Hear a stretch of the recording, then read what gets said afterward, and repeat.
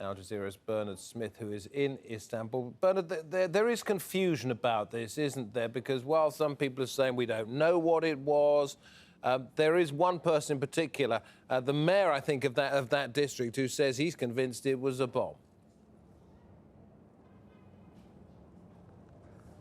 Yeah, the mayor gave an interview to a local television station and said it was a pipe bomb. We've seen some footage of the explosion. It happened close to a railway line, an overground section of a railway line near Bayram Pasha train station.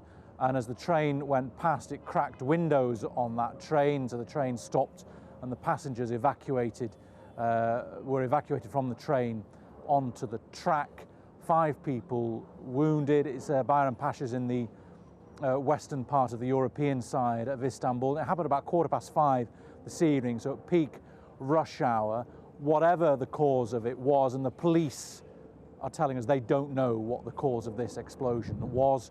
Whatever it was, mercifully, certainly as far as we understand, nobody was killed by this, but 5 people were wounded, David. Well, I'm sure you'll keep us up to date, Bernard. Thank you very much indeed. To Bernard Smith there in Istanbul. Coming up on this programme, the disappearing islands. We visit one of the small nations at the greatest risk from climate change. And Japan's whaling fleet set sail for the southern oceans after a court order had forced it to halt its annual hunt. That's now changed.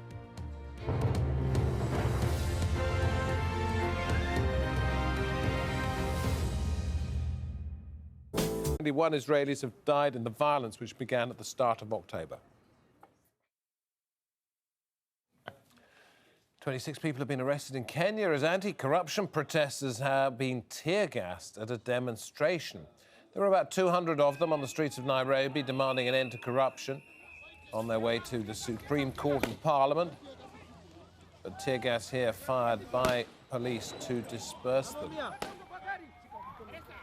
Total number of refugees arriving in southern Europe by sea is already 4 times as many as it was last year, with still 1 month of 2015 to go. This is according to the United Nations Refugee Agency, which also adds 900,000 people have crossed the Mediterranean in the past 11 months. That is just the count of those who arrived safely. UNHCR does say, however, the number dropped in November compared to October. That's put down mainly to bad weather and extra work by the Turkish Coast Guard. France is saying it's going to give African countries $8.5 billion over the next 5 years. The idea is to invest it in renewable energy and increased access to electricity. At the meeting on the sidelines of the UN Climate Change Conference, the French President, François Hollande, said although Africa is not responsible for emitting very many greenhouse gases, it is suffering the consequences. African leaders want the biggest polluting nations to commit more money to what's called the Green Climate Fund. It's going to affect pretty much all of us, it is thought, isn't it? Climate change. Some countries already, though, reeling from the effects. Our environment editor, Nick Clark, has been to Kiribati. That is a Pacific nation which is no more at even the highest point than 3 meters above sea level, and found that people there are simply not coping. From above, it's evident how narrow Kiribati's main island of South Tarawa is. Yet this is where 50,000 people live. It has a population density similar to Tokyo or Hong Kong, and it's growing fast. Wherever you look, it seems, there are children, and you can only wonder what the future holds for them. From the water, you can really see how low-lying the island is. There's practically no elevation at all. There's just this lagoon this side, a narrow strip of land where everybody lives, and then more water on the other side in the middle of millions and millions of square miles of open ocean. There's nowhere to go up. There's nowhere to go sideways. There's nowhere to go at all. We put to shore at the village of Tebi-Kenikora, where the sea wall has been destroyed by ever more powerful and persistent storms. Where there were once homes, there's now open water. People are being forced to abandon houses, relocating to already crowded areas. There's still some of their stuff here. There's some shoes in there. Still some of their stuff here. They will come back for their stuff. There's books. Village elder Araya showed me a house vacated just a month ago. They move away. They don't come back.